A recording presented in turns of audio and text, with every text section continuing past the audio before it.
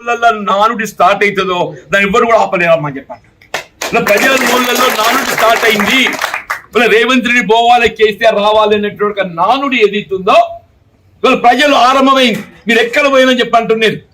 నేను గ్రామాలు పర్యటిస్తుంటే మన వసంత గారు ఎక్కడ అందరం బీఆర్ఎస్ సార్, మళ్ళీ కేసీఆర్ రావాలి సార్ అని అడిగాక నేను ఆశ్చర్యపోయిన. మరి ఇన్ని రోజులు అది ఎక్కడ పోయినా ఎప్పుడు కనబడలేదు, ఇప్పుడు ఏ గ్రామం ఏదైతున్నదో అంటే నిజంగా చెప్పంటున్నారు హరిచరణ్. ఇటువంటి ఒక వేదిక ఏర్పాటు చేసి పాత మిత్రుల కలయిక నువ్వు దేని నిర్ణయం అని బాబు చెప్పంటున్నా. మళ్ళీ నేనేది ఇస్తుందో నాకు రాజకీయంగా ఇది ఒక నూతన అధ్యాయం అయినప్పటికీ కేసీఆర్ గారితో కలిసి ప్రయాణం చేయడం ఒక గొప్ప అనుభూతి అని చెప్పండి.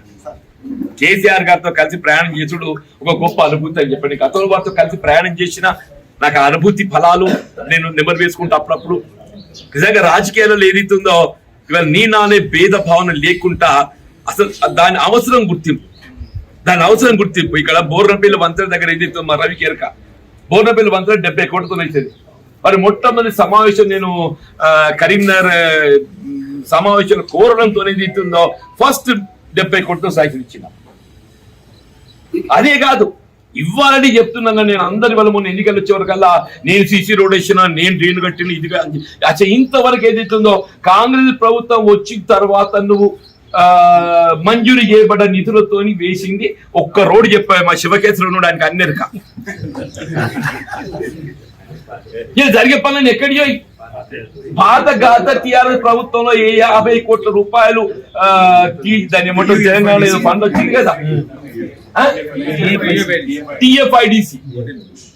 టిఎఫ్ఐడిసి అమ్మాయి గత ప్రభుత్వంలో వచ్చినట్టు ఒక 50 కోట్ల టిఎఫ్ఐడిసి పనులు ఏదైతే ఉందో ఇవి ఇప్పుడు జరిగినాయి. కాంగ్రెస్ ప్రభుత్వం వచ్చిన తర్వాత మంజూరు చేయబడ్డ నిధులు అని చెప్పి ఏదైతే గొప్ప చెప్పే ప్రయత్నం చేసిందో అవి ఇంతరూ టెండర్ ప్రక్రియ రూపంలో ఇవి కూడా బయటకు రాలేదు.